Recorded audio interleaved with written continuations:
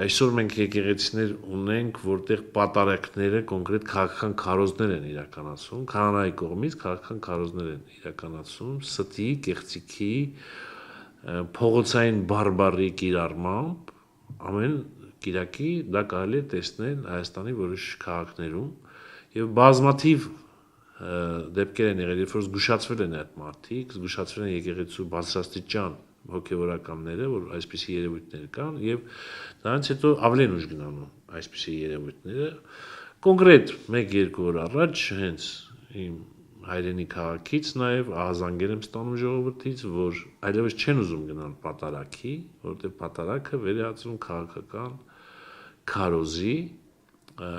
ստի, կեղծիքի եւ ասում փողոցային բարբարի հիման վրա հիմնված քարոզի։ Մենք ոնց կարող ենք հանդուրժել, որպեսզի մեր եկեղեցիները, մեր ժողովրդի եկեղեցուն ծառայություն մատուցեն այդպիսի հոգևորականները։ Եկեղեցին ժողովրդինն է եւ վարչապետի կոչը հենց ուղղված է եկեղեցին պաշտպանելուն։